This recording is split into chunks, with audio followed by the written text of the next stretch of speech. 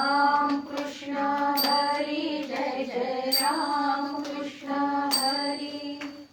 कोणी ते झिमखुळ हलविते, अन्य ते मशाली सौजळती, अन्य ते मशाली सौजळती. वाजती नाद फटाके कुठे, दडकती बार बंदूक तिथे. पालखी चाले हळडोलते, भक्तगण सिंधू परी हालते. राम कृष्ण हरी जय जय राम कृष्ण हरी. राम कृष्ण हरी जय जय राम कृष्ण हरी. घोष हरिनामाचा उडे, नौबती उंच नगारा जडे, नौबती उंच नगारा जडे. घोष हरिनामाचा उडे, नौबती उंच नगारा जडे, नौबती उंच नगारा जडे. पालखी चाले हळू डोलते, भक्तगण सिंधू परी हालते. राम कृष्ण हरी जय जय राम कृष्ण हरी. राम कृष्ण हरी जय जय राम कृष्ण हरी.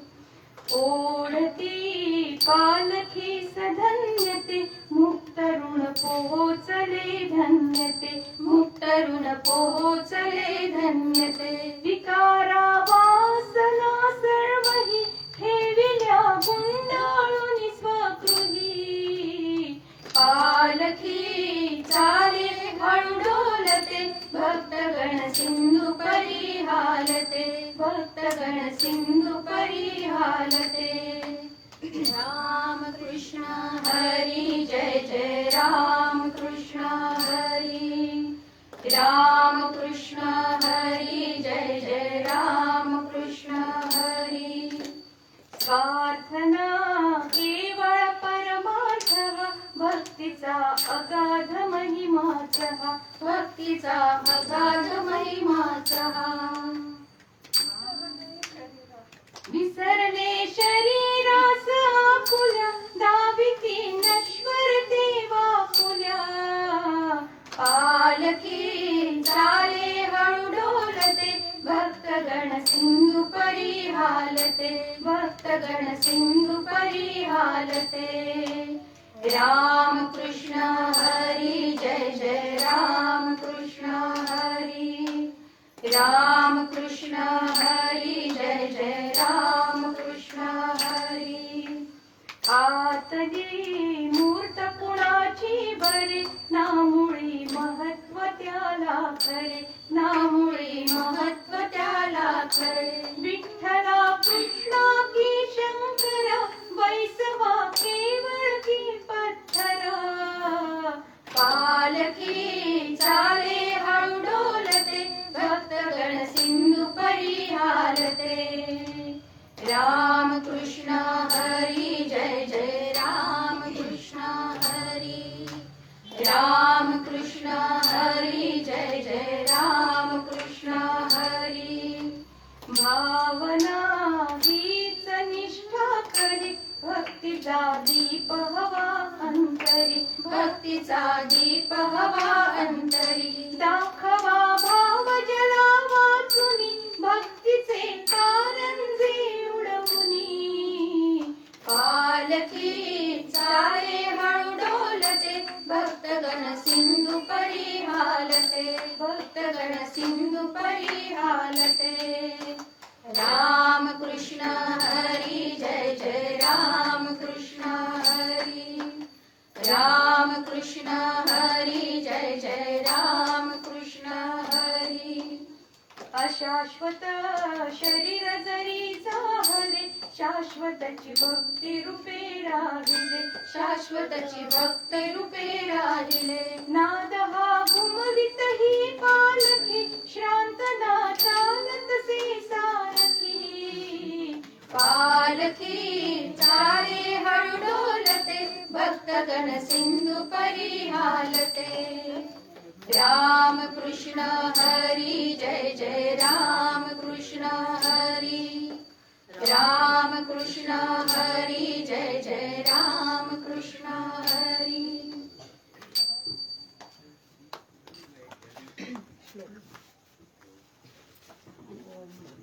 ॐ भद्रं कर्णेभिः शृणुयाम देवा भद्रं पश्येमाक्षभिर्यजत्रः स्थिरैरङ्गैस्तुष्टुवासस्तनूभिः व्यशेम देवहितं यदायुः स्वस्ति न इन्द्रो वृद्धश्रवाः स्वस्ति न पूषो विश्ववेदाः स्वस्ति नस्तार्क्ष्यो अरिष्टनेमि स्वस्ति नो बृहस्पतिर्दधातु ओम शांति शांति शांति।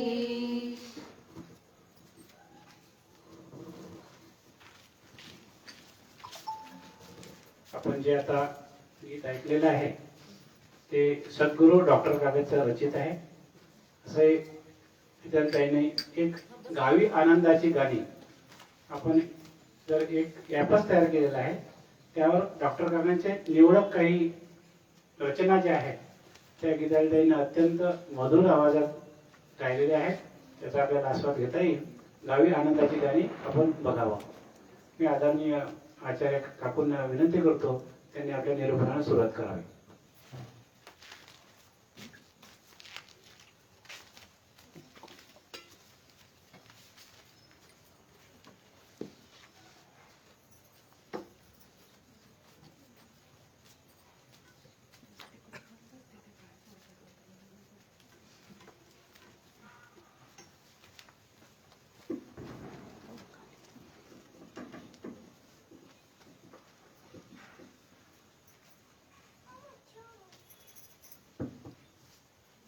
जय जय रघुवीर समर्थ गणेश शारदा चैव सद्गुरु सज्जनस्तथा आराध्य दैवतं गुह्यं सर्वमे रघुनंदनं कृपा कटाक्षाची ये किरणे मोह समुद्राचे आटणे घडे जय त्या श्रीकृष्णे वंदू तया ते श्रीराम जयांचे करिता स्मरण होय सकल विद्यांचे अधिकरण ते वंदूया श्री चरण श्री गुरूंचे अलंकापुरी पुण्यभूमी पवित्र जिथे नांदतो ज्ञान राजा सुपात्र तया आठवीता महापुण्य राशी नमस्कार माझा श्री ज्ञानेश्वरासी पुंडलीक वरदा हरी विठ्ठल श्री ज्ञानदेव तुकाराम पंढरीनाथ महाराज की जय. जय जय रघुवीर समर्थ. आनंद योगी परमपूज्य डॉक्टर काका श्रद्धेय मंदाताई या उभयतांना प्रवचनासाठी आवाहन करते आणि मनपूर्वक वंदनही करते.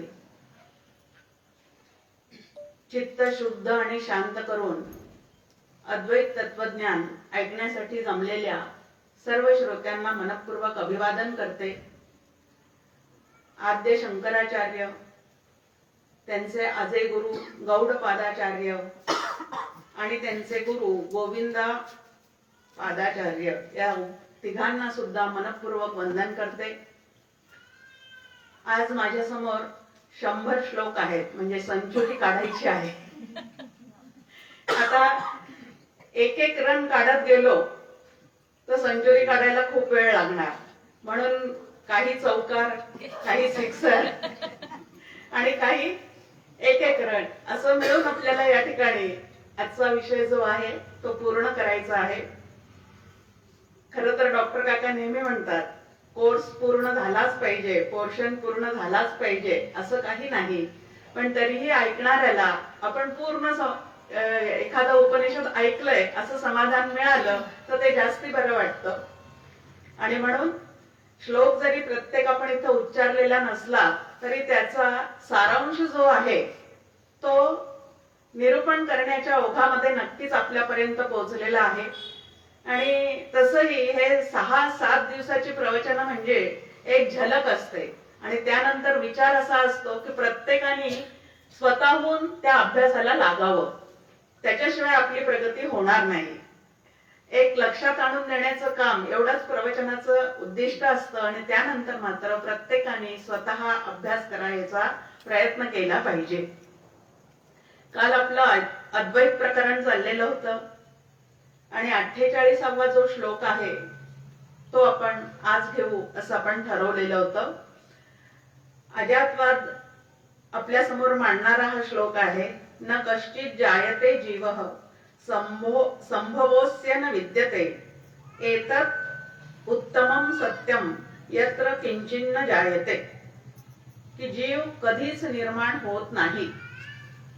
खरं तर हे ऐकल्यानंतर सांगणाऱ्याचा जीव घ्यावासा वाटेल. हे काय सांगणं चाललेलं आहे. आम्ही अखंड तिथं त्या जीवभावात रमलेले असताना जीव नावाचं तत्वच अजिबात झालेलं नाही असं आपल्या समोर या ठिकाणी मांडणी आहे. कारण तो निर्माण होणे शक्य नाही.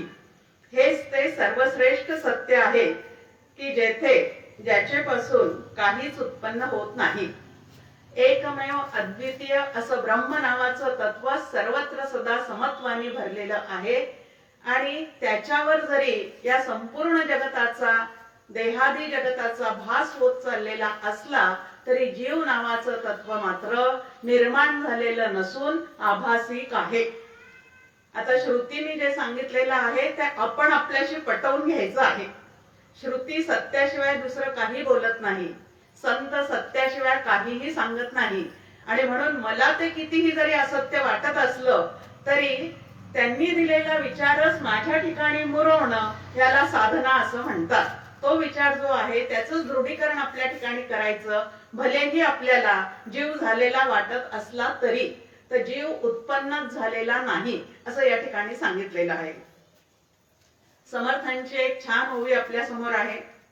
ते म्हणतात एक प्रकृती जगदाकारू, दुसरा मुख्य परमेश्वरू, तिसरा मी नावाचा चोरू आणिला मध्ये. मी नावाचा म्हणजे जीव नावाचा. आता इथं जीव नावाचं घ्यायचं. एक अष्टधा प्रकृतीने युक्त असणारं आपलं शरीर आपल्या समोर आहे आणि दुसरं त्या शरीराच्या आतमध्ये चैतन्य नावाचा पुरुष आहे. आता त्याच्या सत्तेवर ही प्रकृती हालचाल करते. मग आता दोनच तत्व या ठिकाणी आहेत. एक पंचमहाभूतात्मक अष्टधा असणारी प्रकृती आणि दुसरं चैतन्य घन असणारं तत्व. मग त्या ठिकाणी जीव कुठून आला? दोनच तत्व आपल्या समोर आहे. त्यातलं एक नाशिवंत आहे, आभासिक आहे आणि दुसरं जे आहे ते पूर्णपणे शाश्वत आहे. मग आता हे जीव नावाची मध्ये भानगड कुठं निर्माण झालेली आहे? आपल्या समोर जीवाची व्याख्या ठेवलेली आहे. जीव बरोबर कूटस्थ चैतन्य अधिक बुद्धीत पडलेलं आत्म्याचं प्रतिबिंब, याला जीव असं म्हणतात. ही शास्त्रीय व्याख्या आपल्या समजुतीसाठी मांडून ठेवलेली आहे. आजपर्यंत जीव नावाचं तत्व हजारो डॉक्टरांनी शस्त्रक्रिया करून सुद्धा त्यांना सापडलेलं नाही. सगळ्या शरीराचं काय केलेले आहे, वेगळे वेगळे डॉक्टर आहेत, त्यांच्याकडे ते अवयव बिघडले की जाणारे जातात, जे करायचं ते करून घेतात. पण जीव नावाचं तत्व जे आहे ते मात्र त्यांना अजूनपर्यंत सापडलेलं नाही. आणि म्हणूनच कदाचित डॉक्टर लोक इकडे लवकर वळत असले पाहिजे की इतकं करून सुद्धा त्यांना ते सापडत नाही. म्हणून मग ते काय आहे हे जाणून घेण्यासाठी बहुधा सायन्स साइडचे लोक जे आहेत ते या मार्गाकडे खूप वळलेले तुम्हाला आम्हाला दिसून येतात. मग आता इथं जीव नावाचं तत्व जे आहे ते कसं तयार झालेलं आहे, तर कूटस्थ चैतन्य म्हणजे आत्मा, म्हणजे अखंड ज्ञानघन असणारं, प्रकाशघन असणारं असं जे तत्व आहे त्याच्या सान्निध्यात ज्या वेळेला बुद्धी नावाचं तत्व येतं त्यावेळेला चैतन्याच्या प्रकाशाने ते बुद्धी नावाचं तत्व पूर्णपणे व्यापून जातं. कारण बुद्धी ही तेज तत्वाची असल्यामुळे आणि अग्नी तत्वाची असल्यामुळे तिच्यामध्ये ज्ञान प्रकाश ग्रहण करण्याचं सामर्थ्य आहे. आता इथं दिवा ठेवलेला आहे, या दिव्यावर एक काच ठेवलेला आहे. आता तो काच कसा आहे?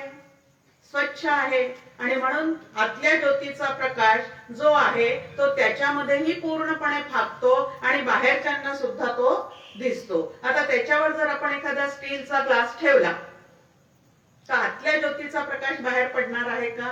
पडणार नाही. मग कंदिलाचा काच किंवा असा पद्धतीचा जो काच आहे तो आतल्या ज्योतीचा प्रकाश जो आहे तो पूर्णपणे ग्रहण करू शकतो आणि बाहेरही देऊ शकतो. त्याप्रमाणे आमची बुद्धी, मूळची प्रत्येकाची बुद्धी इतकी स्वच्छ आहे, मूळची. नंतर मात्र रजतमामुळे तिच्यावर काजळी धरली गेलेली आहे आणि काचेसारखी स्वच्छ असणारी बुद्धी स्टीलच्या ग्लास सारखी आता काय झालेली आहे? आतला प्रकाश बाहेर देऊ शकत नाही. मग सगळ्या साधना ज्या आहेत त्या मन आणि बुद्धीला स्वच्छ करण्यासाठी असतात. एकदा मन आणि बुद्धी स्वच्छ झाली की आपलं जे आतलं स्वरूप आहे ते तुमचं, आमचं, आपल्या प्रत्येकाला नक्की कळण्यासारखं आहे. मग हे जुने ठेवणे मीपणे आकळेना. आता एक मंदाताईंचा दृष्टांत आपल्या समोर आहे. मंदाताई एक टॉर्चचा म्हणजे बॅटरीचा, विजेरीचा दृष्टांत देतात. आता विजेरी म्हणजे बॅटरी आपल्या हातात असते, तिच्यामध्ये सेल असतात. ते सेल व्यवस्थित लावलेले असतील तर बॅटरी ऑन केल्यानंतर त्यातला जो लाईट आहे तो लागतो आणि त्याचा उजेड बाहेर काय होतो? तो पूर्णपणे पसरतो आणि अंधारात त्या विजेरीचा आपल्याला छान उपयोग करता येतो. आता अखंड जर त्यात तसेच सेल ठेवले तर ते तसेच जळून जातात, खराब होतात. म्हणून जे अगदी गृहस्थाश्रमी आहेत, अगदी चपखलपणे गृहस्थाश्रम करणारे आहेत, ते काय करतात? काम झाले की त्यातले सेल बाहेर काढतात आणि उलट्या पद्धतीने लावून ठेवतात. आता सेल त्या बॅटरीमध्ये आहेतच, पण ते जर उलटे बसवलेले असतील आणि बटन ऑन केलेलं असेल तर त्या विजेरीचा प्रकाश त्या ठिकाणी पडू शकतो का? सेल जर उलटे बसवलेले असतील तर त्या बॅटरीच्या आत असून सुद्धा त्या बॅटरीचा प्रकाश ते देऊ शकत नाही. तसं आता पुढे मंदाताई म्हणतात की तसं आपल्या बुद्धीचा सेल आपण उलटा करून लावलेला असल्यामुळे आपल्याला आतला आत्मप्रकाश जो आहे तो दिसू शकत नाही. मग साधना म्हणजे काय करायचं आहे? तर तो बुद्धीचा सेल जो आहे तो परतोनी पाठीमोरे ठाके, तिला फक्त त्या ठिकाणी बदलवून घ्यायचं आहे आणि ते बदललं की पहावे आपण असे आपण, हे त्या ठिकाणी होऊन जाणार आहे. आता आपला मुद्दा झालेला आहे की जीव झालेलाच नाही. मग आता जीव म्हणजे 3 घटक आपण पाहिलेले आहे. कुटस्थ चैतन्य अधिक बुद्धी, अधिक बुद्धीत पडलेला आत्म्याचा प्रकाश, त्याला चिदाभास असं म्हणतात.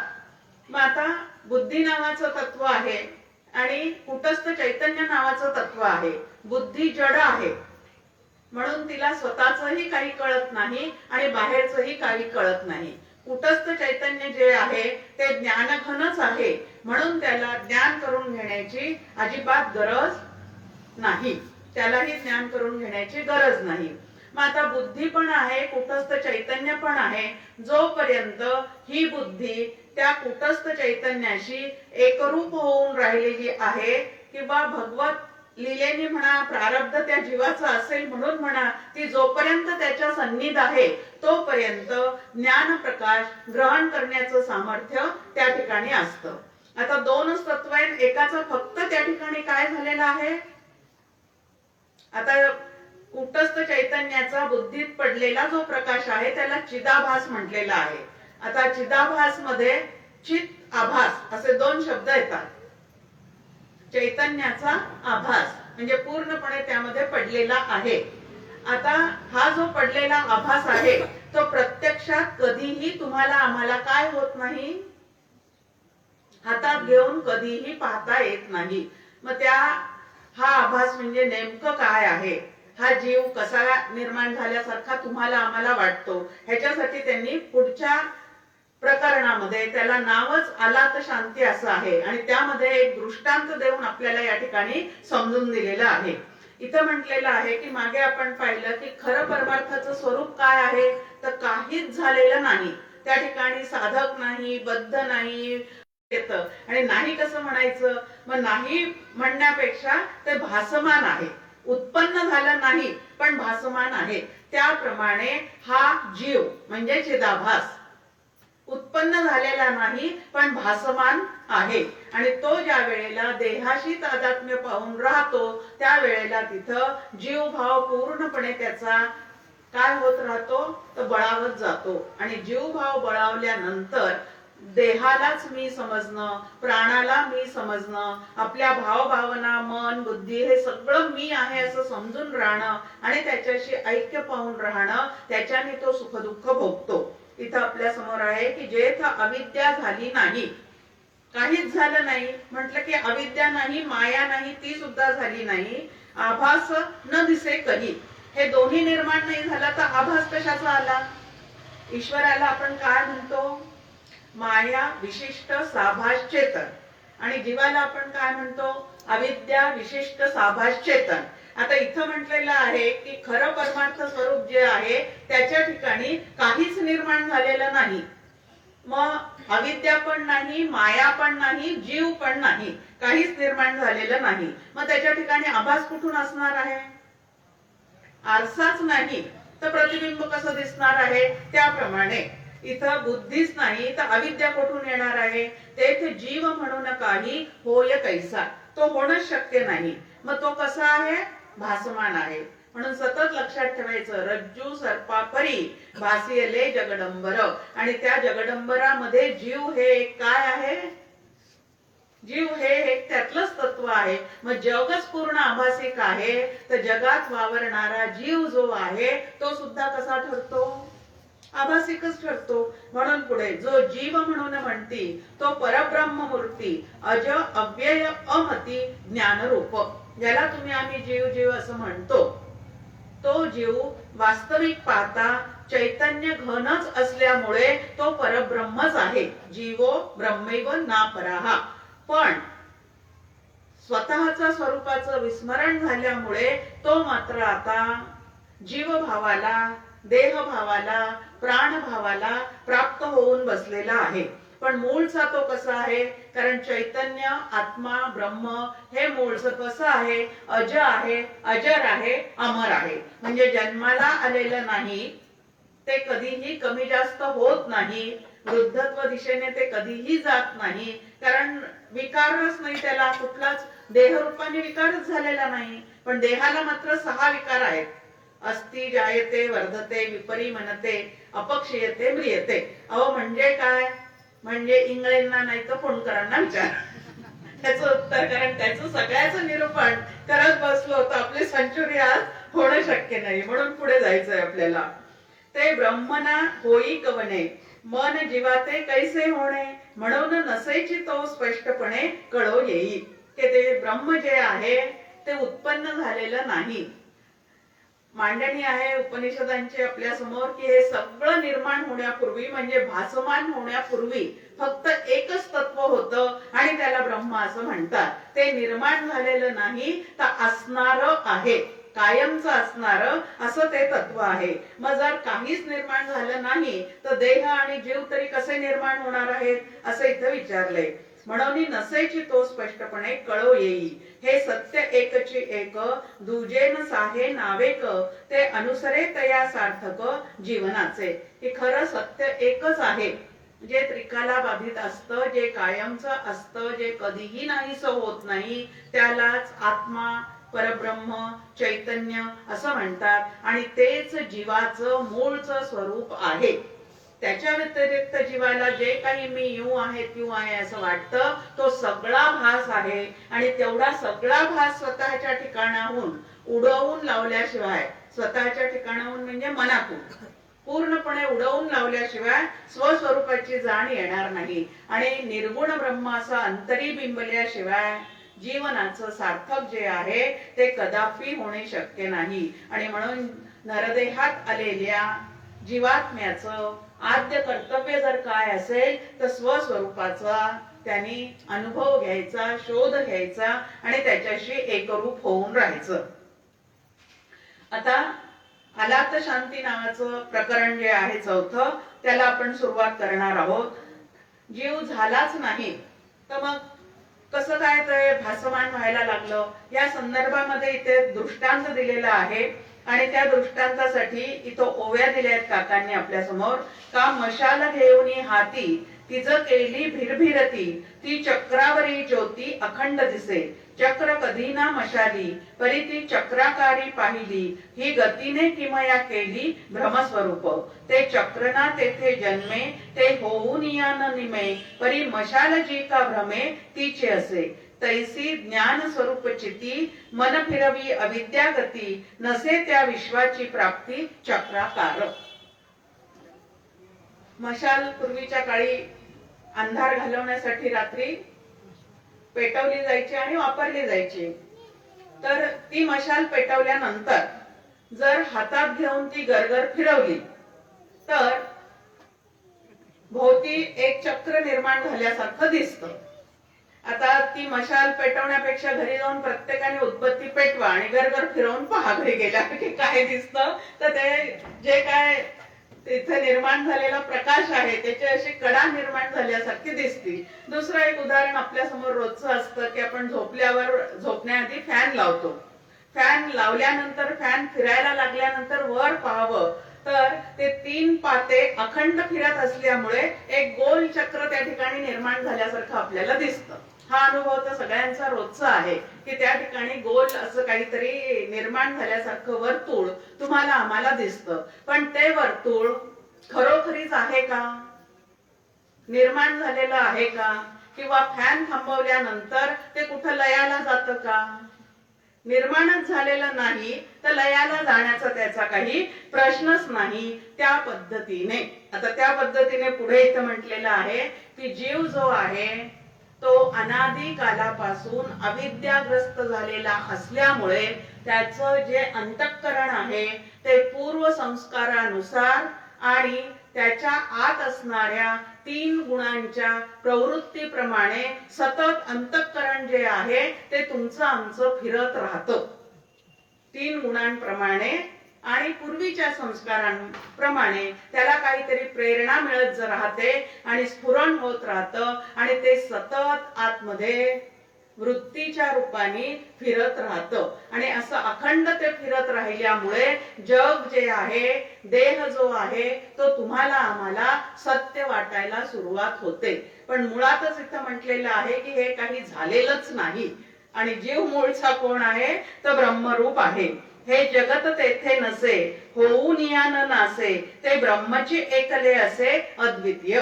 की जगत म्हणून निर्माण काही झालेलं नाही, भासमान झालेलं आहे. लक्षात काय घ्यायचं आहे की निर्माण झालेलं नाही पण भासमान आहे. आणि भासमान जे आहे त्याला ज्या वेळेला तुम्ही आम्ही सत्यत्व देतो त्यावेळेला सुखदुःखाचा अनुभव जो आहे तो जीवाच्या ठिकाणी सुरू राहतो. आता या जगामध्ये काय काय येतं मग? जगच भासमान आहे म्हटल्यानंतर जगात असणाऱ्या व्यक्ती, जगात घडणाऱ्या घटना, जगात घडणारे अपघात, जगात घडणाऱ्या अनेक तऱ्हेच्या परिस्थिती, हे सगळं काय झालं मग? जगच भासमान आहे म्हणल्यानंतर हे सगळं काय झालेलं आहे? भासमान झालेलं आहे. मग आता जगताची सुरुवात कुठून झालेली आहे?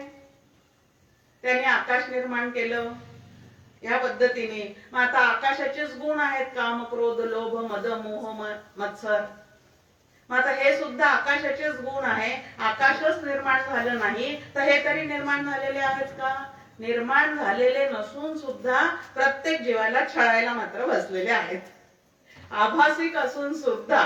पण आपण बोलताना काय बोलतो? आता हे माझे गुण आहेत का? आत्मरूप जर मी असेल तर आत्मा कसा आहे? निर्गुण आहे, अगुण आहे. या पद्धतीने त्याच्याविषयी सांगितलं जातं. आणि आपण मात्र या 3 गुणांच्या प्रभावाखाली तो माझा स्वभाव आहे असं समजून राहतो आणि त्याच पद्धतीने जीवन जगत राहतो. आणि म्हणून सतत सुख आणि दुःख या ज्या 2 गोष्टी आहेत त्या तुमच्या आमच्या ठिकाणी या ठिकाणी घडत राहतात. म्हणून येथ आरंभ उपसंहारू, म्हणून नमिला श्री गुरु, अद्वय नमने आदरू केला असे. की आता ह्या ग्रंथाचा उपसंहार आलेला आहे आणि म्हणून श्री गुरूंना परत एकदा नमन करून पुढे आपण पाहण्याचा प्रयत्न करू. सद्वस्तू जी आहे ती कधीही निर्माण होत नाही आणि असद वस्तू जी आहे कधीही जन्माला येत नाही. आपण पहिल्याच दिवशी ते पाहिलेलं आहे की एक सत आणि एक असत या व्यतिरिक्त तिसरी कुठलीही गोष्ट या संपूर्ण विश्वामध्ये नाही. सत जे आहे ते निर्माण होत नाही पण अखंड असतं आणि असत जे आहे त्याच्यापासून खरोखरीच कुठली गोष्ट निर्माण होऊ शकत नाही. पण जग जे आहे ते मात्र या दोन्ही पेक्षाही काहीतरी वेगळ्या पद्धतीने प्रचितीला येतं. म्हणून त्याला सदासद विलक्षण, अनिर्वचनीय, परिवर्तनशील म्हणून मिथ्या. सांगणाराच मिथ्या असं म्हणून थांबायचं नाही. ऐकणारे सुद्धा काय झालेले आहे तिथं तर सगळे जण तसेच मिथ्या आहेत, कधीही जन्माला येत नाही. असा परस्परांशी वाद घालणारे अद्वैती वास्तविक अजातवादच मांडित असतात. आता खरोखरी जग निर्माण झालं का, झालं असेल तर ते कोणापासून झालेलं आहे, ईश्वरापासून झालं का, प्रधानापासून झालं का, ते शून्यच आहे, या प्रकारचा अनेक पद्धतीने वाद घालणारे वाद घालत राहतात. पण लक्षात घ्यायचं या ठिकाणी की वाद घालणाऱ्यांनी कितीही जरी त्याविषयी वाद घालत राहिले तरी त्या वाद घालणाऱ्यांच्या एक गोष्ट मात्र लक्षातच येत नाही की हे वाद सुद्धा आपण त्याच्या सत्तेवर घालत आहोत. आता वाणी कोणाच्या सत्तेवर काम करते, म्हणून नास्तिक लोकांच्या सुद्धा हे लक्षातच येत नाही की देव नाही हे पण आपण देवाच्या सत्तेवरच बोलतो. त्याप्रमाणे हे सगळे जे वाद आहेत ते ह्या पद्धतीचे असतात. त्या वादांकडे लक्ष न देता तुटे वाद संवाद तो हितकारी. इथं आपण वादविवाद करायला बसलेले नाही आहोत. आपल्याला कुठलेही जयपत्र वगैरे जिंकायचं वगैरे काही नाहीये. तर आपल्याला काय करायचं आहे, तुरीय आत्म्यापर्यंत फक्त पोहोचायचं आहे. हे लक्षात घेऊन आता आपण पुढे पाहण्याचा प्रयत्न करू. इथं म्हटलेलं आहे की अनेक वाद आहेत त्या संदर्भामध्ये, पण त्या वादामध्ये न पडता मुमुक्षुनी नेमकं काय केलं पाहिजे ते पाहण्याचा जो आहे तो आपण प्रयत्न केला पाहिजे. आता परत मांडणी.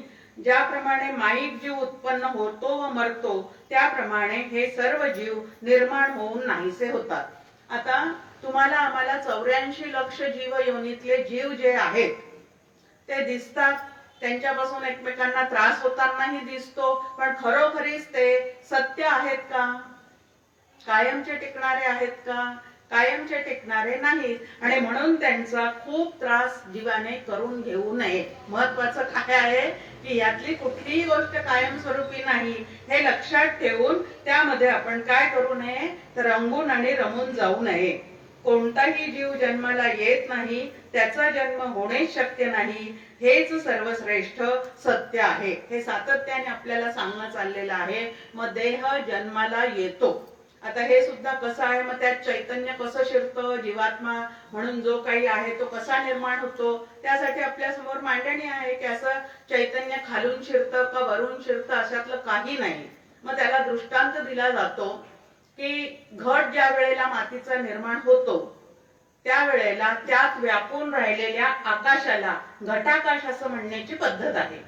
आता हे घटाकाश जे आहे ते घट निर्माण होण्यापूर्वी सुद्धा होतं. घट निर्माण झालं त्यावेळेला त्यात आपोआपच ते असलेलं आहे आणि घट ज्या वेळेला फुटेल त्याही वेळेला ते आकाश जे आहे ते तसंच राहणार आहे. असलेल्या आकाशामध्ये जसा घट निर्माण होतो आणि निर्माण झालेल्या त्या घटातल्या आकाशाला आम्ही घटाकाश असं म्हणतो, त्याप्रमाणे असलेल्या चैतन्यामध्ये तुमचा आमचा देह निर्माण झालेला आहे.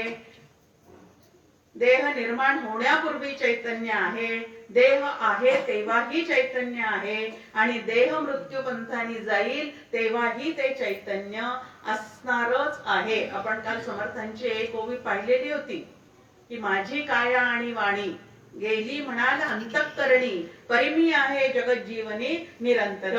कशाच्या साह्याने जगज्जीवनी निरंतर आहेत ते चैतन्याच्या साह्याने निरंतर आहे. ते चैतन्य हे प्रत्येक जीवाचं स्वरूप असल्यामुळे कुठल्याही जीवाचा देह गेला तरी रडारड करण्याची गरज नाही. माझ्या सगट असं लक्षात घ्यायचं. हे तर बाकीच्यांचे जाऊ दे, पण माझा राहायला पाहिजे असं म्हटलं तरी त्या ठिकाणी काय आहे, पंचायत आहे. पण गंमत अशी आहे की रडारड नाही केली तर या जीवनात काहीच अर्थ नाही असं सुद्धा तुम्हाला आम्हाला वाटतं. आता सहवास असतं, मग रडू येणार नाही का, अमकं होणार नाही का, पण थोडं रडणाऱ्यांचं म्हणजे विलाप जे करतात, एखादी व्यक्ती गेल्यानंतर त्या ठिकाणी जी रडारड चाललेली असते त्या ठिकाणचे बोलणे सहज ऐकून पहा, लक्ष देऊन ऐकून पहा. गेलेल्या विषयीचं दुःख कमी असतं, पण आता मी एकटी राहिली, आता माझं कसं होणार, म्हणजे सगळ्यांना पडलेलं आहे ते स्वतःच, जे काय आहे ते स्वतःच. आणि तेच आम्हाला उपनिषद शिकवत आहे. मग आत्मा नसतो कामाय सर्वम प्रियम भवती, की स्वतःसाठी हे सगळं तुम्हाला आम्हाला प्रिय वाटत राहतं. पण स्वतः आपण कसे आहोत तर आपण आपल्याला अधिक प्रिय आहोत हे मात्र प्रत्येकाने लक्षात घ्यायचं. आणि हे एकदा लक्षात ठेवलं तर तो माझ्याकडे लक्षच देत नाही, बरोबर आहे, कारण तो त्याला अधिप्रिय आहे हे लक्षात घ्यायचं. मग हे रडगाणे गाण्याची वेळ जी आहे ती तुमच्या आमच्यावर येणार नाही. या सगळ्याचा उद्देश काय आहे, आनंदाने आम्हाला जगता आलं पाहिजे, त्याच्यासाठी हे सगळे विचार करायचे. नाही तर पलंगावर पडल्यावर किती विवळणं सुरू असतं.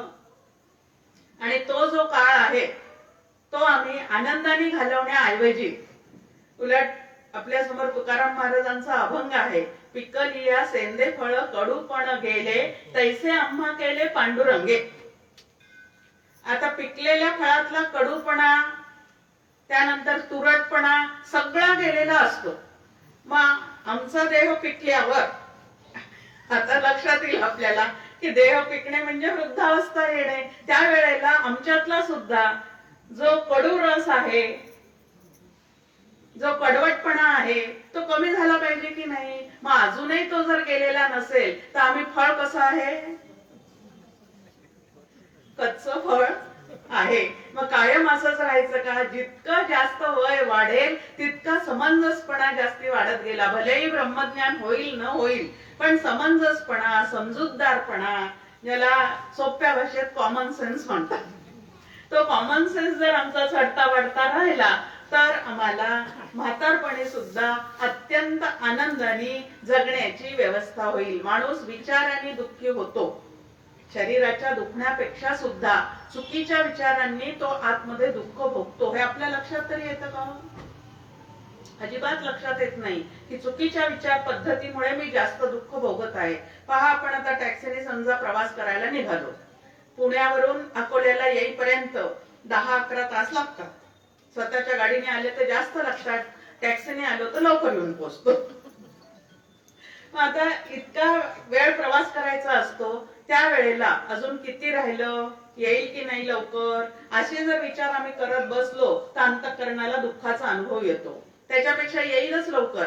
भगवंताने किती छान व्यवस्था केली, 12 तास नामस्मरण करण्याची माझी सोय केली. एरवी मी बसू शकते का अशी घरात? नाही बसू शकत. मग 12 तास नामस्मरण करण्याची माझी सोय केली.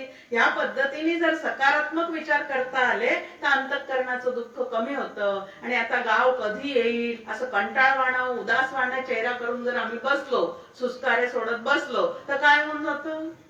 आता पुण्या मुंबई सारख्या ठिकाणी कार चालवणाऱ्यांना सगळ्यांना अनुभव आहे की ट्रॅफिक जाम, आणि त्या ठिकाणी पाहावं त्या ड्रायव्हर सीटवर बसणाऱ्यांचा इतका उद्वेग चाललेला असतो. त्याच्यापेक्षा आता जी परिस्थिती आली ती आली आहे, शांतपणे तिथे नामस्मरण करत बसावं ना, अशी कोणाला काही अजून काय इतके मोठे महत्वाचे काम पडलेले आहेत. पण विचाराने आपण जे काही आहे ते अतिशय दुःख स्वतः ठिकाणी करून घेतो. आणि म्हणून संपूर्ण उपनिषद जे आहे, भगवद्गीता जे आहे ते विचारांचं शास्त्र आहे. विचार कसा करावा, आम्हा घरी शब्दांचीच रत्ने असं तुकाराम महाराज म्हणतात की संतांकडे जाऊन नेमकं काय शिकायचं आहे, तर विचार कशा पद्धतीने करावा की जेणेकरून माझ्या अंतःकरणाला दुःखाचा अनुभवच येणार नाही. डॉक्टर काका म्हणतात, इतके वर्ष मी आता सगळीकडे फिरत होतो प्रवचन करत, अनेकांच्या घरी राहावं लागायचं, अनेकांच्या घरी जेवायला जावं लागायचं. म्हणजे जिथं अगदी मऊसूत असट भात झाला तिथं मी म्हणायचो की खूप छान झाला, अगदी असट मऊ मऊ भात झाला. आणि जिथं फडफडीत झाला तिथं मी म्हणायचो की अगदी मोगऱ्याच्या कळ्यासारखा झाला.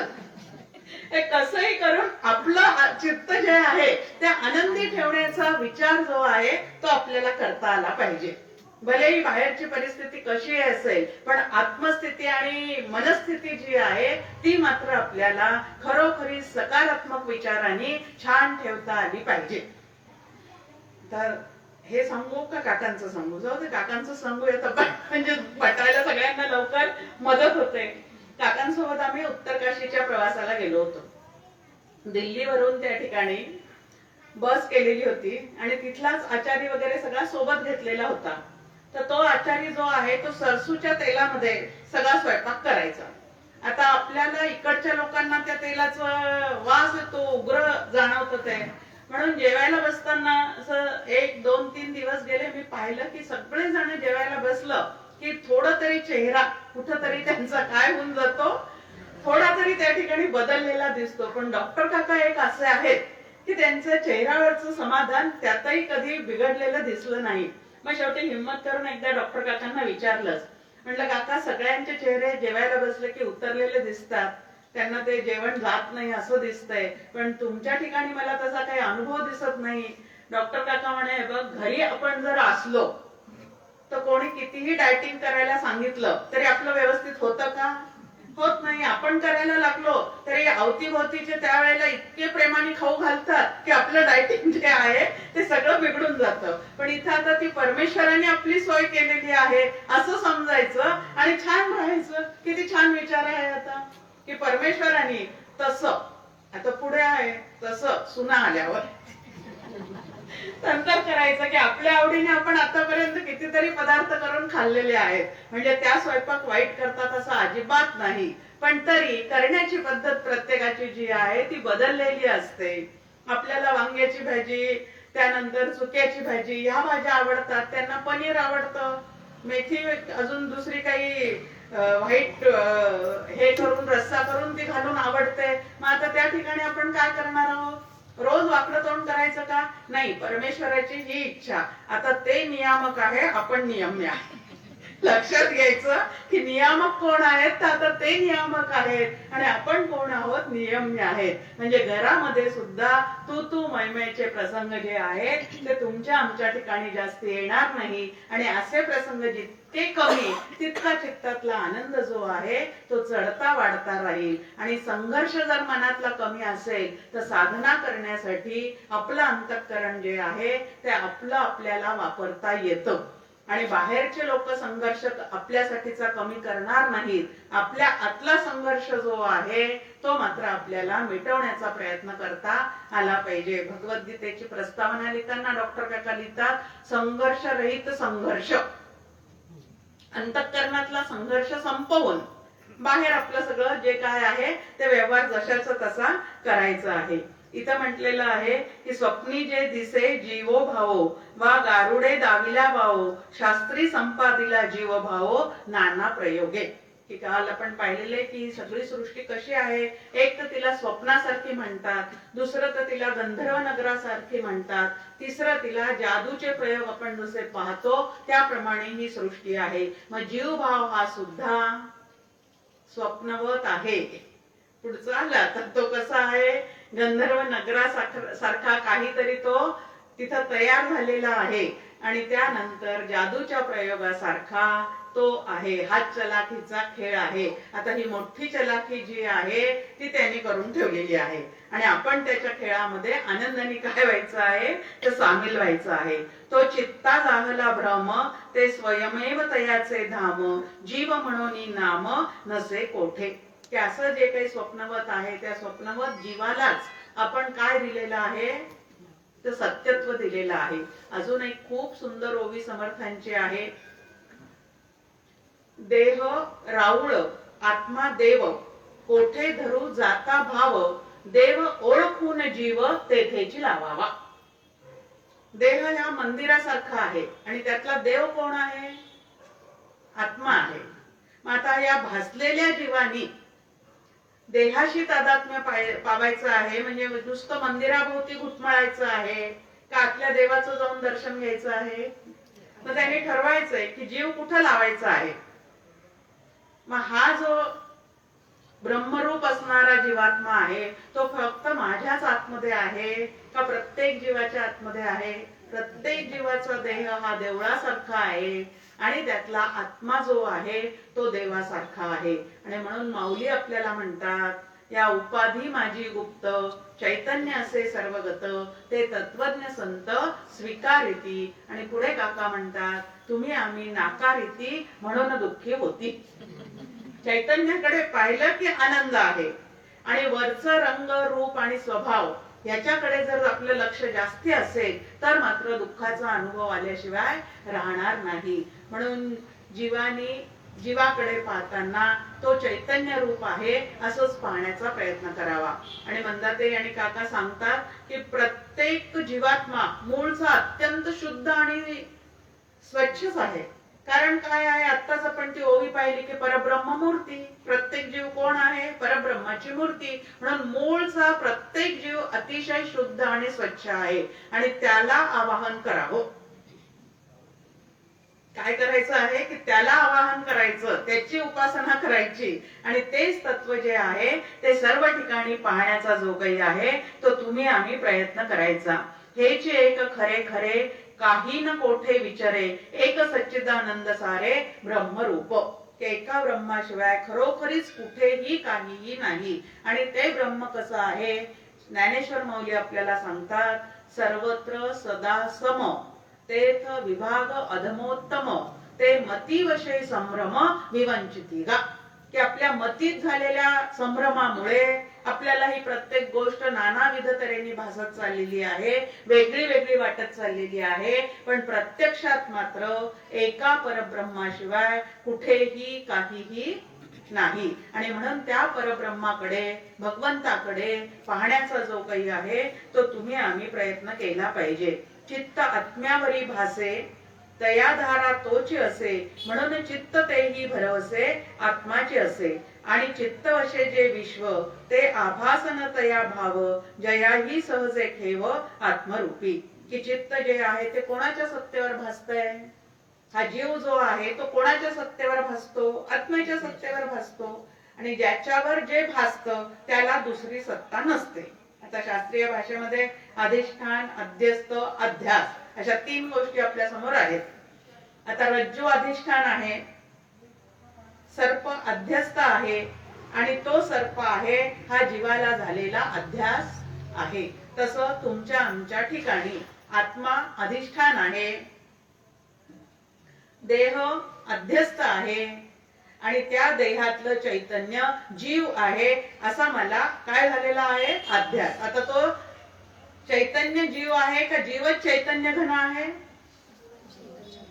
जीव चैतन्य घन आहे. म्हणून त्याच्याकडे पाहताना नेहमी तसंच पाहायला शिकावं. कारण रहित चित्त निर्माण होत नाही. खूप छान विषय एक आपल्या समोर या ठिकाणी आलेला आहे की कारण रहित चित्त कधीही निर्माण होत नाही. म्हणजे अंतःकरणाचे जे तुमच्या आमच्या 4 वृत्तींचे व्यापार चाललेले असतात त्याला बाहेरून काहीतरी दिसल्यानंतर त्याविषयी अनुकूल किंवा प्रतिकूल वाटायला सुरुवात झाल्यानंतर त्या सगळ्या गोष्टी तुमच्या आमच्या आत निर्माण होतात आणि त्याच्याविषयीचे सगळे काय होत राहतात? विचार प्रगट होत राहतात. पण बाहेरचं काहीही भोगण्यासारखं नाही, ते सगळं त्यागण्यासारखं आहे असा ज्याचा निश्चय झालेला आहे तो त्याच्याकडे ढुंकूनही पाहणार नाही. आणि विषयांकडे लक्षच नाही गेलं तर विषय निरपेक्ष सुख सहजच अनुभवायला येणार आहे. पण विषयांकडे सतत तुमची आमची धाव असल्यामुळे अंतःकरणामध्ये हवे नकोपणाला जोर येऊन जातो. जर पाहिलंच नाही, आता दुसऱ्यांच्या घरी आपण एखाद्या वेळेस जातो, डॉक्टर काका नेहमी म्हणतात की भारीचे सोफा सेट दिसतात, कपाटामध्ये सुंदर सुंदर कब्बशा दिसतात, त्या तशाच जर डोक्यात ठेवून आलो तर घरच्या गोष्टी चांगल्या वाटत नाही. त्याचा परिणाम काय आहे? मग आपल्या समोर तुकाराम महाराज म्हणतात की बाहेर गेल्यानंतर डोळे भरून या गोष्टी काही पाहू नका. काय पहा? मग काय पहा? ते तिथले तिथं सोडून द्यायचं.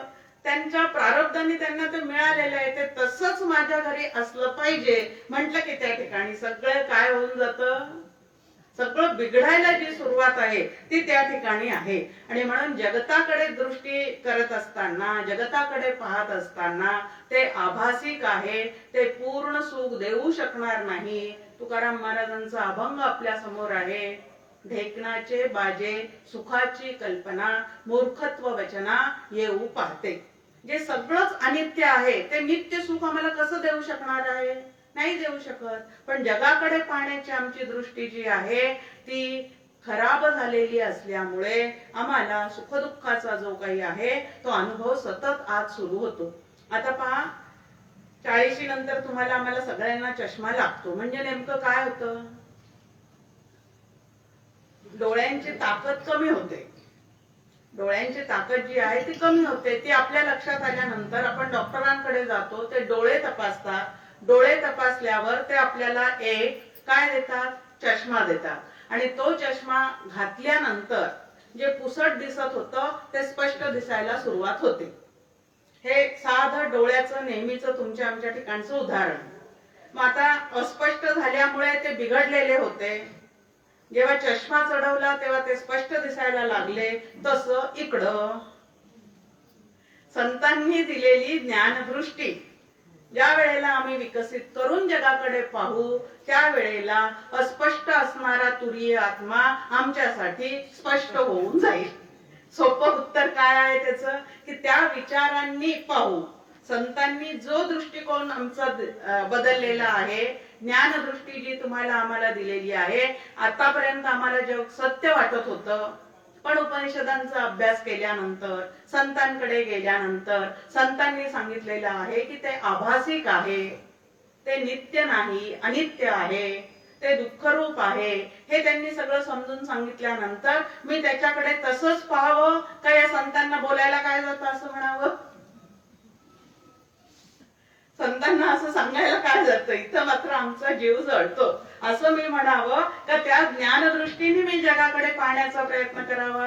त्या ज्ञानदृष्टीने त्या जगाकडे पाहण्याचा काय केला पाहिजे? प्रयत्न केला पाहिजे. हे आपण कायमच या ठिकाणी लक्षात ठेवायचं.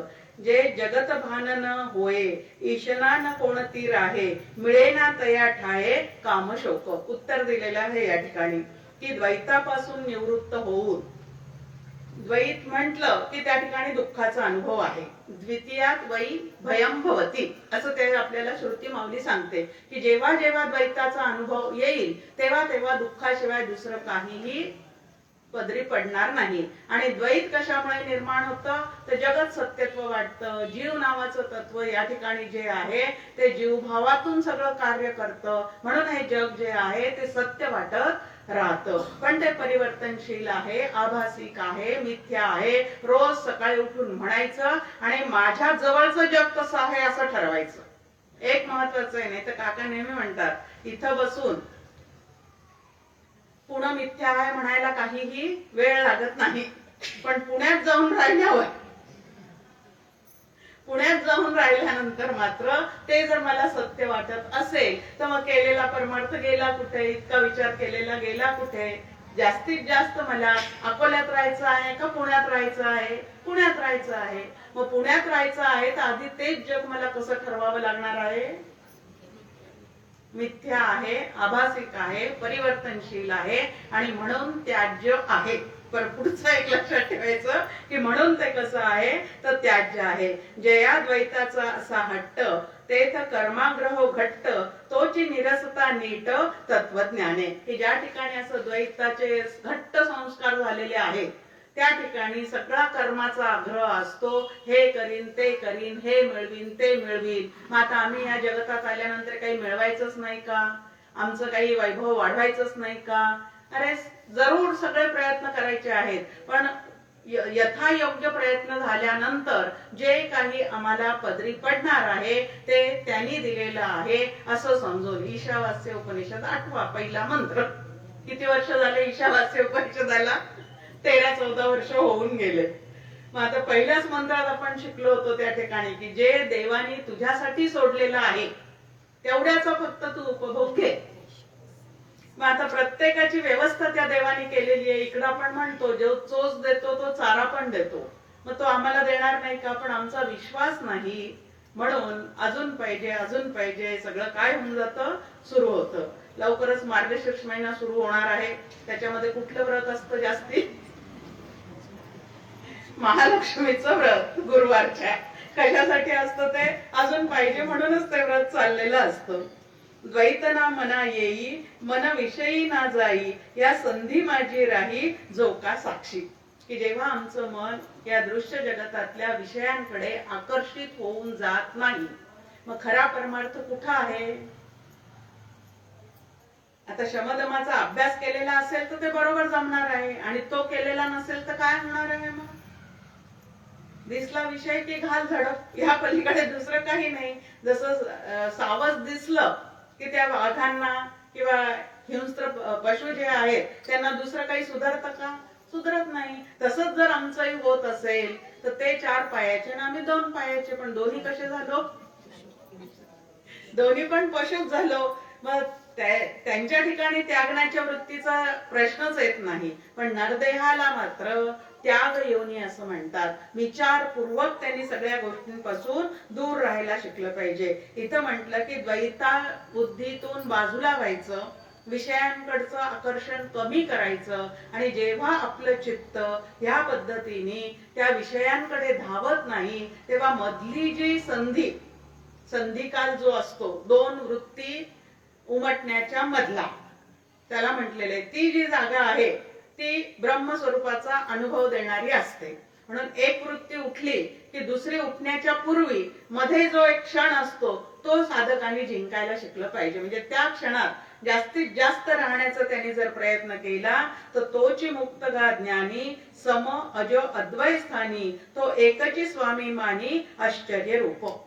की तोच एक आश्चर्य रूप आहे की ज्यांनी ही संधी पूर्ण साधलेली आहे, आणि अखंड त्या संधीचा कालावधी वाढवत तो पूर्णपणे त्या आत्मस्वरूपाच्या ठिकाणी लीन झालेला आहे. हे आत्मरूप भगवान सुखरूप असूनही मन विषयाच्या मागे धावत असल्याने ते झाकले जाऊन दुःख समोर येते. 3 दोष आपण सातत्याने पाहतो. मल, विक्षेप, आवरण. आता सुखरूप आत्मा जो आहे तो तुमच्या आमच्या अजिबात बाहेर नाही, कारण सातत्याने आपण काय पाहतो? ते आपलं स्वरूपच आहे. मग आता तो आपल्या आत्मनेच आहे, ते आपलं स्वरूपच आहे. भगवद्गीतेमध्ये सुद्धा भगवंत विभूती योगामध्ये या नरदेहामध्ये मन ही माझी विभूती आहे असं सांगतात. म्हणजे भगवंत आपल्या कुठल्या ठिकाणी राहतात? मनाच्या ठिकाणी राहतात. मग मनात असून ते आम्हाला का बरं दिसत नाहीत? मनात असून ते आम्हाला का बरं जाणवत नाहीत? आता पहा, काम, क्रोध, लोभ, मोह, मद, मत्सर हे पण तुमच्या आमच्या स्वभावातच आहे. आणि सुख, शांती, आनंद, समाधान, तृप्ती हेही तुमच्या आमच्या स्वभावातच आहे. कोळशाच्या खाणी सुद्धा पृथ्वीवरच आहे, आणि हिऱ्याच्या खाणी सुद्धा पृथ्वीवरच आहे. कोणी कुठली खाण खाण्याची त्याचं क्रियमान स्वातंत्र्य प्रत्येकाला आहे. आता दोन्ही गोष्टी आहे. काम क्रोधामुळे, लोभामुळे स्वस्वरूपावर जणू काही आवरण घातल्यासारखं झालेलं आहे. कामानी, क्रोधानी, विषयांच्या मागे धावल्याने अंतःकरण वृत्ती जी आहे ती अतिशय चंचल होत राहते. मग अशा चंचल झालेल्या मनामध्ये सुखरूपतेचा अनुभव येणं अत्यंत कठीण असतं. आणि म्हणून मनाला आधी काय केलं पाहिजे? स्थिरच केलं पाहिजे. ऐसेनी जो आत्मदेव तया झळाळी द्वैता भावो, का नभी जलदाचा प्रभाव सूर्य झाकी. उदाहरण दिलेलं आहे या ठिकाणी आपल्याला की सूर्याला झाकण्याचं सामर्थ्य ढगामध्ये अजिबात नाही, पण तरीही छोटासा ढग जर त्याच्या समोर आला तर त्या ठिकाणी त्याचा प्रकाश जणू काही थोड्याफार प्रमाणात का होईना पण लोपल्यासारखा होतोच की नाही.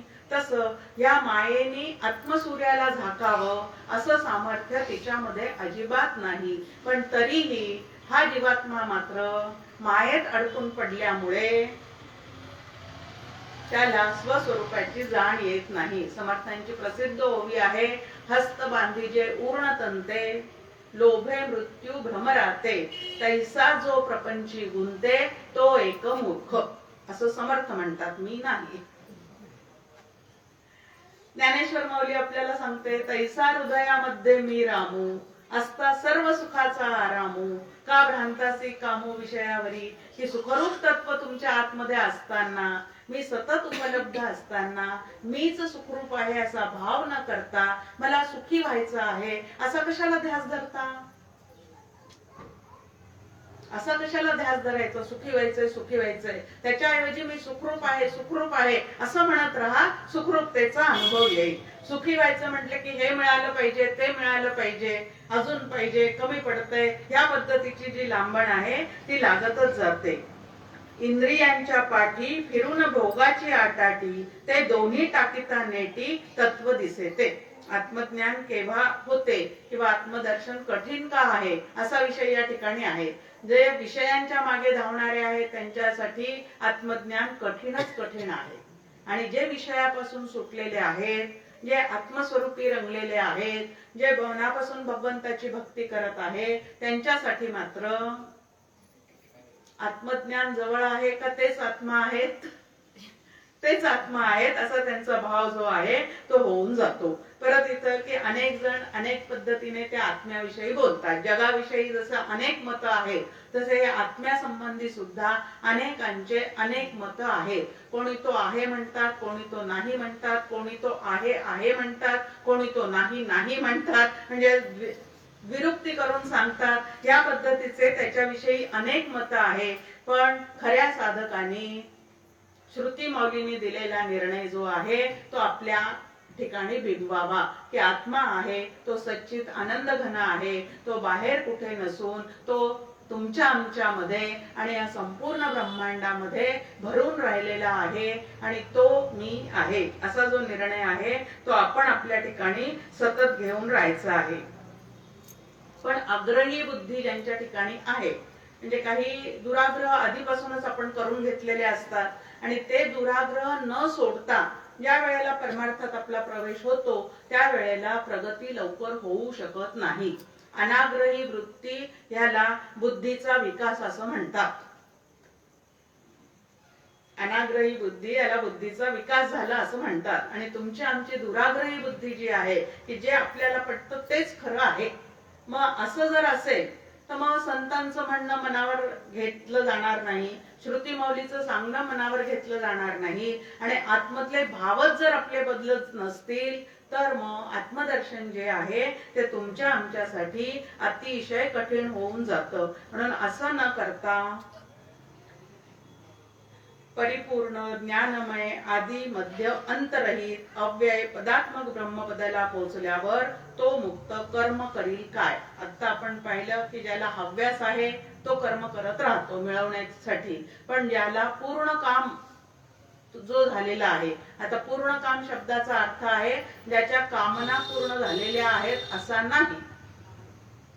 मग कसं आहे तर कामनांना ज्याच्या चित्तातून पूर्ण विराम मिळालेला आहे असा की पूर्ण कामनांना ज्याचा पूर्ण विराम. कारण मी सुखरूप आहे ज्याला कळलेला आहे तो कशासाठी आता धावाधाव करणार आहे, मग तो जगतामध्ये काहीच काम करणार नाही का, असंही अजिबात नाही. मग श्री गुरूंची आज्ञा म्हणून तो करेल. आपला नरदेह जो आहे तो इतरांच्या उपयोगाला आला पाहिजे, आता उरलो उपकारापुरता, या पद्धतीने तो या ठिकाणी काम करत राहील. धर्माच्या करिता आम्हास जगती रामाने धाडी येले अशी भावना करून तो काम करत राहील. पण मला काही मिळवायचंय, मला लोकसंग्रह करायचा आहे, मला नावलौकिक मिळवायचं आहे, हे मात्र त्याच्या अजिबात त्या ठिकाणी मनात असणार नाही.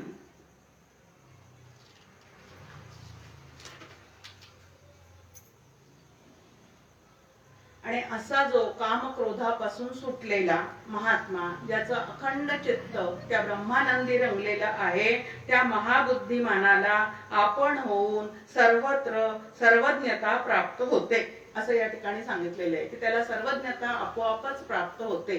त्याने काही घेऊ दे न घेऊ दे तरी सुद्धा लोक त्याचं कौतुक करतच राहतात. त्याची इच्छा असो नसो त्याला सगळं काही मिळतच जातं. डॉक्टर काकांकडे एकदा मी होते आणि काकांची मुलगी पण त्या ठिकाणी होती, म्हणजे स्नेहाताई सुद्धा त्या ठिकाणी होती. आणि गमतीने ती काकांना म्हणायची, लोक तुम्हाला खूप पसारा देतात, सगळा टेबल भरलेला राहतो. कोणी आले की काकांना काहीतरी हातात देतं आणि ते सगळा टेबल भरलेला असतो त्या ठिकाणी. काकांकडे असताना काकांचं सगळं त्या ठिकाणी भरपूर ग्रंथ त्यांच्याकडे आहे. मी पण तिथे होते तर मी तो ग्रंथ चाळत होते. त्या ठिकाणी मला एक ग्रंथ मिळाला आत्मसाक्षात्कारासंबंधी, आणि त्यामध्ये वर्णन होतं की जितकं वैराग्य तुमच्या अंतःकरणाला प्राप्त होईल तितकं जगताकडून तुम्हाला जास्ती दिलं जाईल. म्हणजे याच्यासाठी वैराग्य प्राप्त करायचं असं अजिबात नाही, पण त्याचा परिणाम तो त्या ठिकाणी असतो. आता मंदाताई पण गमतीने म्हणतात की चांदीचं ताट घेण्यासाठी आम्ही कधीही प्रयत्न केला नाही. लोक प्रयत्न करून करून पैसे जमवून चांदीचं ताट घेतात, पण ते चांदीच्या ताटात कधीच जेवत नाही. आम्ही मात्र चांदीच्या ताटात जेवतो. आता याचा अर्थ काय, जितकं त्यापासून विरक्ती प्राप्त होईल तितकं तो भगवंत त्याला भुक्ती देत राहतो. कारण भुक्ती आणि मुक्ती या दोन्ही गोष्टी तो काय आहे, आपल्या भक्ताला मात्र पुरवत राहतो. सज्जनगडचं सुद्धा आपण वैभव पाहायला जावं तर एका लंगोटीवर जो बाहेर पडलेला होता 8व्या वर्षी 12व्या वर्षी, त्याच्या समाधीवर इतके सुंदर सुंदर शाली आता घातलेल्या दिसतात की लक्षात येतं की किती यांचं वैभव जे आहे ते या ठिकाणी वाढलेलं आहे. मग आता ह्या पद्धतीने की जितकी विरक्ती जास्त, आता खूप मला मिळावं म्हणून मी विरक्त नाही व्हायचं, नाही तर परत त्या ठिकाणी काय झालेलं आहे, सगळा गोंधळ होऊन जायचा. ह्या पद्धतीचं नाही, पण खरोखरीच अंतःकरणात विरक्ती बांधलेली असेल आणि हवे नको पण ज्याच्या चित्तातलं संपलेलं आहे त्याची काळजी घेणं हे त्या भगवंताचं कार्य असतं. म्हणून कोणाला तरी प्रेरणा देतो आणि कोणाला तरी तो सतत द्यायला लावतो, ह्याची इच्छा असो नसो, या पद्धतीने ते चाललेलं असतं. आता एक छान विषय आपल्या समोर की मुमुक्षुने 4 गोष्टी जाणून घ्याव्यात. त्याला आत्मज्ञान करून घ्यायचं आहे, त्याने 4 गोष्टी ज्या आहेत त्याचा मनापासून अभ्यास केला पाहिजे.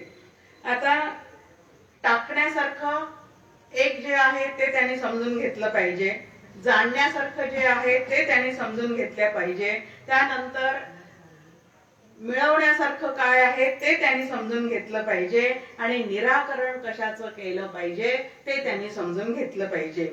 आता जागृती, स्वप्न आणि सुषुप्ती या 3 अवस्था ज्या आहेत त्या जीवाच्या सारख्या अनुभवाला आहेत, पण ह्या तिन्ही अवस्था मिथ्या आहेत. हे आपण आता 3 प्रकरणामध्ये सातत्याने ऐकतो आहे की त्या अवस्था कशा आहेत, स्वप्नवत आहेत, मिथ्या आहेत, द्वैत रूप आहेत. तिन्ही अवस्थामध्ये द्वैत आहे. आता जागृतीमध्ये सगळे व्यवहार रागद्वेषाने भरलेले असतात आणि म्हणून जागृतीतलं अनुभव टाकण्यासारखे आहे. जागृती टाकायची नाही, ती प्रत्येक अवस्था प्रत्येकाला भोगावीच लागणार आहे, पण जागृतीतले व्यवहार जे आहेत ते रागद्वेषाने युक्त असतात. कुठंतरी खूप आसक्ती तरी आहे किंवा कुठंतरी खूप द्वेष तरी आहे, आणि ह्या 2 गोष्टींनी अंतःकरण भरून आपले जागृतीतले व्यवहार चाललेले असतात. म्हणून जागृतीतले अनुभव जे आहेत ते टाकण्यास योग्य आहे.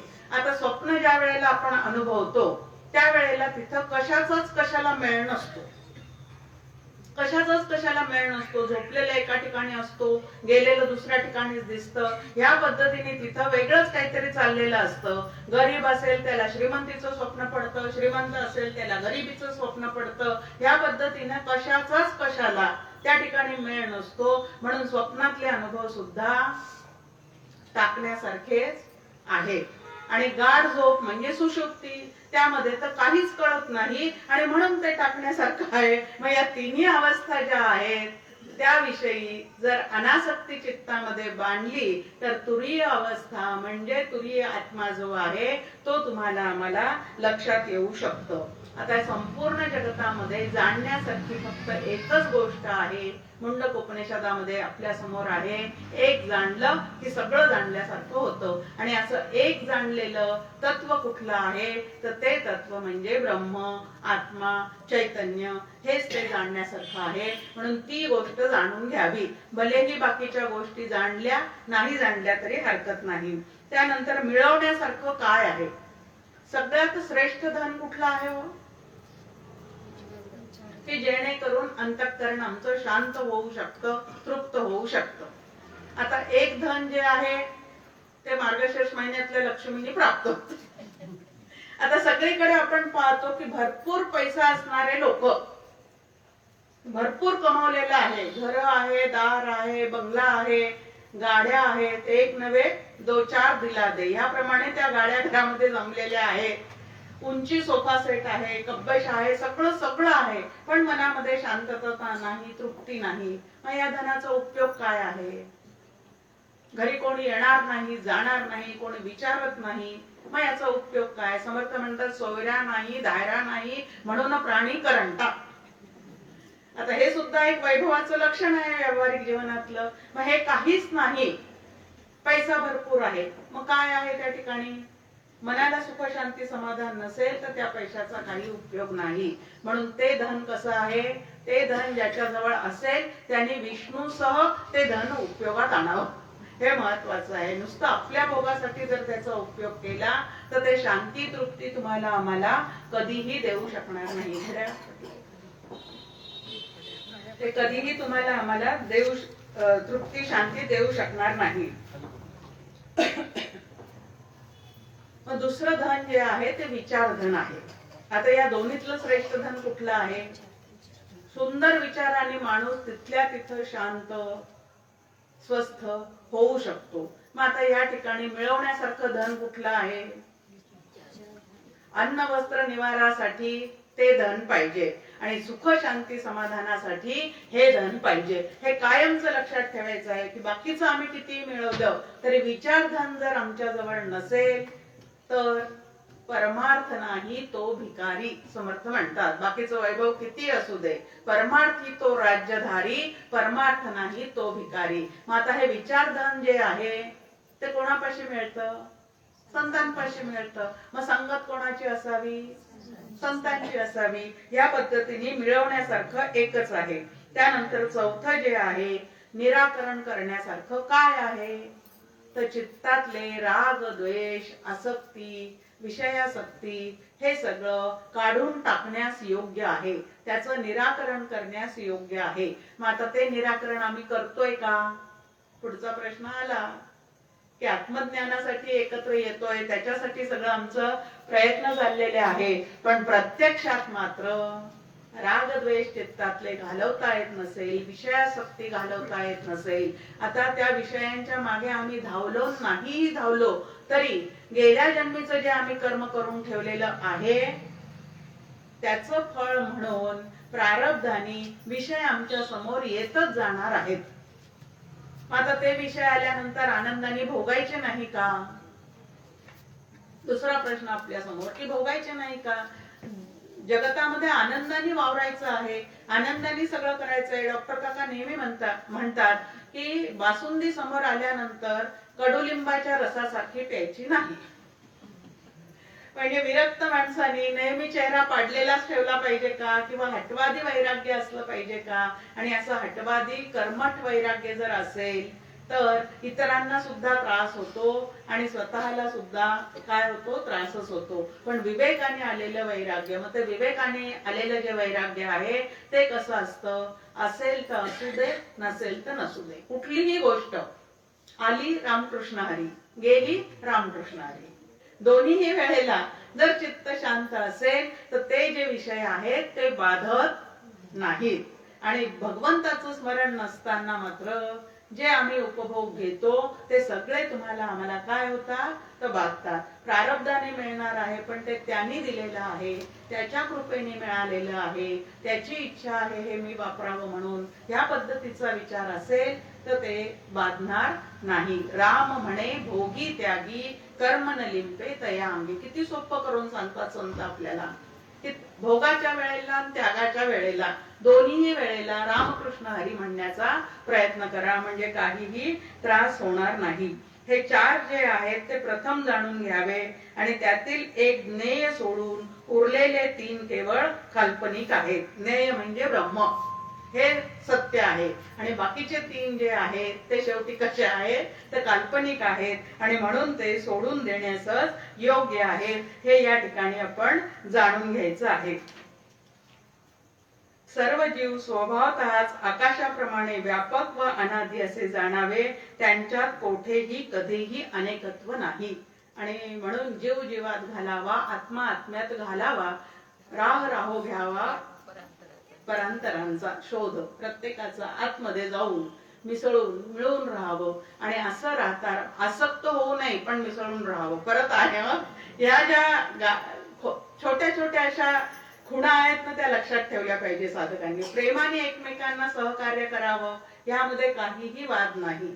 प्रेमाने सगळं कर्तव्य करावे ह्यामध्ये काही नाही. पण माझ्याशिवाय होणार नाही, मी केलं तर होणार नाही, मी दुसऱ्याचं काही चालू देणार नाही, ह्या गोष्टी ज्या आहेत त्या आसक्तीतून आलेल्या असतात. म्हणून त्याचा मात्र आपण त्यागच केला पाहिजे. सर्व जीव स्वभावतः नित्य बोधरूप आहेत असे निश्चयपूर्वक ज्याचे समाधान झाले आहे तो अमरत्वाला जातो. भलेही वेडेवाकडे वागणारे जीव असू देत पण प्रत्येक जीव ही परब्रह्माचीच मूर्ती आहे. हे कायमचं लक्षात ठेवून तुम्ही आम्ही या जगतामध्ये वावरावं. डॉक्टर काका नेहमी सांगतात की आपण लोकांसाठी आहोत, लोक आपल्यासाठी नाही. हा विचार ज्याने ठेवलेला आहे, टिकवलेला आहे, तो आपोआपच सगळ्यांना काय होतो, मान्य होतो. राखावी बहुतांची अंतरे, भाग्य येते तदनंतरे. आता सगळं हे तत्वज्ञान वाचल्यावर सुद्धा माझा देह आहे आणि ह्या जीवाचं जोपर्यंत प्रारब्ध आहे तोपर्यंत या जगातच आम्हाला वावरावं लागणार आहे. म्हणून जगताशी फटकून तुटकपणे वागून माझं कधीही कल्याण होणे शक्य नाही. जो जगामध्ये वागे जना वेगळी गोष्टी सांगे, ज्ञान जयाचे अंतरी जागे तोची साधू. समर्थांनी स्पष्ट सांगितलं जनामध्ये वागायचं आहे, मिळून मिसळून वागायचं आहे, पण ज्ञान जयाचे अंतरी जागे. की सगळे जीव जे आहे ते परब्रह्म रूपच आहे आणि मी सुद्धा ब्रह्मरूपच आहे. आणि म्हणून आम्ही दोघं एकच असल्यामुळे कोणी कोणावर रागवायचं, कोणी कोणाचा द्वेष करायचा असा जर सतत विचार केला तर राग द्वेष जे आहे ते चित्तातले आपले कमी कमी होत जातात. जड जीव पहिल्यापासूनच शांत, जन्मरहित, स्वभावतः उपरती असलेला सम व अभिन्न आहे. कारण तो अजन्म, सम व विशुद्ध आहे. आत्मा स्वरूपाने शांत, अजन्म, पूर्ण उपरती असलेला, सम, अद्वय, नित्य प्राप्त असताना मोक्ष म्हणून निराळा कसा असेल? अखंड जो ब्रह्मानुसंधानात आहे आणि मी आणि बाहेरचे सगळेच तसे आहेत असं ज्याच्या लक्षात आलेलं आहे तर कोणाला कोणापासून सुटका हवी आता इथं हे सगळं माझं स्वरूप आहे हे अखंड त्याच्या लक्षात येतं. म्हणून मोक्षाची अपेक्षा धरून जे जे करावे ते सुद्धा या ठिकाणी फसवणूक केल्यासारखं होतं असं म्हटलेलं आहे. म्हणजे काय नेमकं या ठिकाणी तर मीच ब्रह्म असताना आणि सर्वच काही ब्रह्म असताना कशापासून त्याग आहे, कशापासून, पण ही फार वरची अवस्था आहे. सद्यस्थितीमध्ये मात्र आम्हाला आत्मदर्शन होईपर्यंत व्यतिरेकानेच जावं लागतं आणि स्वतःच्या देहातला आत्मा सापडल्याशिवाय अन्वयाने ह्या जगतामध्ये वागता येत नाही. म्हणून पहिली जी आहे ती व्यतिरेकानेच अभ्यास करण्याची साधना प्रत्येक साधकाने करायला पाहिजे. सर्व जीवात्मे आवरण शून्य, स्वभावतः निर्मल व नित्य शुद्ध बुद्ध मुक्त असतात. परंतु आचार्य ते जाणता येतात असे म्हणतात की प्रत्येक जीव असाच आहे आणि शुद्ध अंतःकरण जर आमचं झालेलं असेल तर ते ह्या पद्धतीने जाणता येतं. कारण प्रत्येक जीव जो आहे तो ब्रह्मरूपच आहे. आत्म्यावर आवरण घालील असे कोठेही काहीही नाही. आता आवरणाचा एक अर्थ म्हणला तर मी खूप छान सांगितलेला आहे किंवा गुह्य ज्याला आपण म्हणतो आत्मज्ञान हे गुह्य आहे असं आपण म्हणतो. आता गुह्य आहे तर आत्मा जर सर्वत्र आहे, सदा आहे, सर्वांमध्ये आहे तर ते गुह्य कसं आहे तर समोर असून सुद्धा दिसत नाही त्याला गुह्य असं म्हणतात. प्रत्यक्ष असून सुद्धा दिसत नाही त्यालाच या ठिकाणी गुह्य असं म्हटलेलं आहे की जगामध्ये ब्रह्म दिसे उघडे असं संतांची जर पूर्णपणे अभंग आपल्या समोर आहेत तर आपल्याला मात्र ते उघड असून दिसत नाही कारण चष्मा बदललेला नाही. परत आहे की ज्ञानदृष्टी जी आहे ती तुम्ही आम्ही अजून बदललेली नाही. दूरदर्श, अति गंभीर, अज, सम व विशुद्ध पदाला अद्वय रूपाने जाणून त्याला होईल तसे वंदन आपण सगळ्यांनी करावे. कारण पूर्ण आत्मरूप झालेल्याला प्रश्न पडतो की तू आणि मी एकच आहे, मग वंदन कोणी कोणाला करायचं? वंदनासाठी दोन पाहिजे, एक कोणीतरी समोर आदर्श पाहिजे आणि दुसरा पाहिजे. मग मायेच्या बळे करी नसतव न, असं सद्गुरूंचं वर्णन जे आहे ते समर्थांनी केलेलं आहे. कारण सद्गुरू जे आहेत ते ब्रह्मरूपच असतात आणि ब्रह्मरूप असल्यामुळे ते आणि मी, आणि त्यांनीच मला सांगितलेले तू ब्रह्मरूप आहे, मग कोणी कोणाला वंदन करायचंय या ठिकाणी. पण ज्यांनी मला या अनुभवापर्यंत पोहोचवलेलं आहे, त्या अनुभवापर्यंत त्या पोहोचवलेल्या सद्गुरूंना भावबळे वंदन करून आपणही या ठिकाणी थांबूयात आणि माऊलींना, समर्थांना, डॉक्टर काकांना, मंदाताईंना सगळ्यांना आशीर्वाद मागूयात की तिन्ही अवस्थांच्या पलीकडे असणारा जो तुरीय आत्मा आहे तो सांगणाऱ्याच्या आणि ऐकणाऱ्याच्या, आयोजन करणाऱ्याच्या सगळ्यांच्या अनुभवात येऊ दे आणि ही सगळी खटपट आमची थांबू दे. जय जय रघुवीर समर्थ.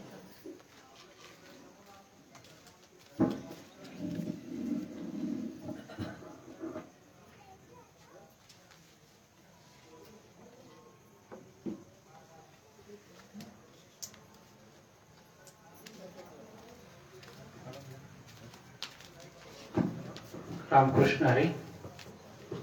आज मांडव्य उपनिषदाचा शेवटचं सत्र आज संपलेलं आहे. मी आदरणीय काकूंचं स्वागत करण्याकरता माझे मोठे बंधू प्रदीप भाऊ इंगळे, माझ्या वहिनी सिंधुताई इंगळे यांना दोघांना आमंत्रित करतो. त्यांनी यावं, काकूंचं स्वागत करा.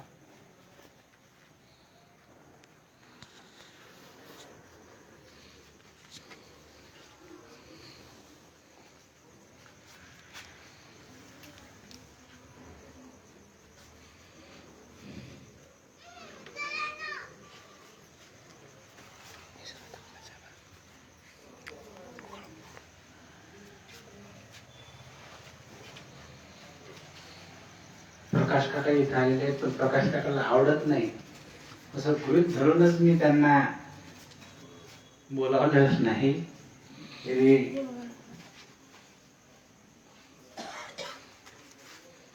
पुंडलिक वरदा विठ्ठल श्री ज्ञानदेव तुकाराम माऊली ज्ञानेश्वर महाराज की जय.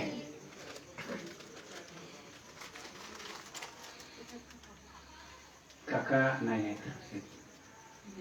जय जय रघुवीर समर्थ.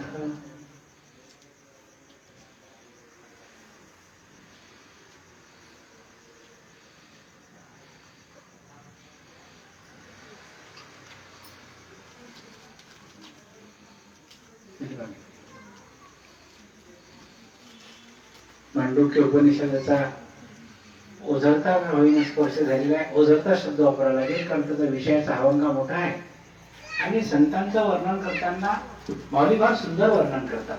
सद्गुरूंचं वर्णन करताना माऊली म्हणतात की कीर्तनाचे, नटनाचे नाशिले व्यवसाय प्रायश्चित्ताचे. त्या संतांनी काय केलं, कीर्तनाचा इतका उत्कर्ष केला की नाशिले व्यवसाय प्रायश्चित्ताचे.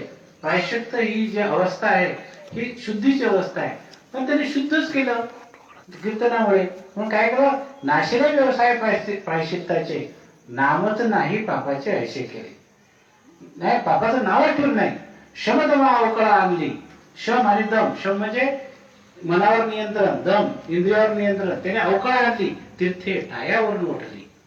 ऐशी नाहीची केली विश्वाची दुःखे. हे विश्वाचं दुःख याने नष्ट केलं संत महात्म्यांनी. पुढे माऊली बोलतात, कोणी एखाद्याने वैकुंठ जावे, कोणीतरी एकटं वैकुंठाला जात होतं. कोणी एखाद्याने वैकुंठ जावे, ते वैकुंठीचे केले आगवे. ऐशे नाम घोष रे धवळले विश्व. नाम घोषांनी विश्व धरून टाकलं. हे संतांचं कार्य आहे. आता मांडुक्य उपनिषद जेव्हा आपण पत्रिकेत लिहितो ते तो विषय वाचल्यावर काय होय मला विचारतात. तो विषय आपल्या इथं विषद होतो. त्याचं विशदीकरण सद्गुरूंनी केलं, त्याचा विषय आपल्या आचार्यांनी केलं आपल्या समोर. आणि म्हणून तो मांडुक्य उपनिषदाचा तो प्रवाह आपल्या घरापर्यंत आलेला आहे आणि तो आपण त्याचा आत्मसात सुद्धा केलेला आहे. असंच सद्गुरू आपल्या सर्वांना बुद्धी देवो अशी त्यांच्या चरणी प्रार्थना करतो. आणि सद्गुरूंच्या चरण पादुका इथं त्या स्थापित झालेल्या आहेत आणि म्हणून मी आदरणीय गीताताईला विनंती करतो, परम सद्गुरू त्यांनी आपल्या समोर गीत सादर करावं.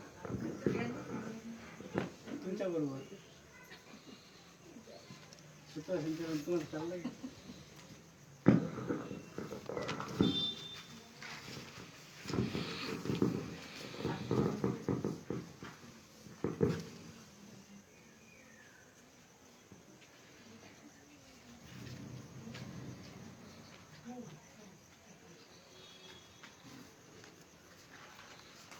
परम सद्गुरु परमार्था प्रत न्यावी माझी मती पंच साधना चेतवनिया करितो पंचारती जय जय सद्गुरु जय जय सद्गुरु आयुष्यातील सुख दुःखाची कामजसी बाधा जीवन नामक यज्ञातील या दोन्हीही समिधा परम ज्योतीला असा तर्पण अवघ्या दैवगती परम सद्गुरु परमार्था प्रत न्यावी माझी मती तनु निर्वाह आवश्यक मी यत्ने संपादावे अधिक लाभता सत्पात्री ते दान सुख द्यावे कधीही नामी उल्लंघाव्या वेदाज्ञा वा श्रुती परम सद्गुरु परमार्था प्रत न्यावी माझी मती जगत दिसावे जगन्नाथमय त्याची करिता सेवा अहंपणाचा भाव मानसी मुळीन रुजावा तपस्साधने नमवावे मी मात्र अविद्ये प्रती परम सद्गुरु परमार्था प्रत न्यावी माझी मती विहित कर्म मी नित्य करावे आसन सोचित्ती निरीच्छ मानस तरीही असावी उल्हासित वृत्ती